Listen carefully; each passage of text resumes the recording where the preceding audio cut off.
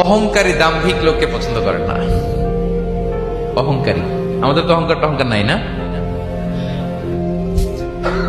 আছে অহংকার? আছে। কিসের অহংকার বলেন?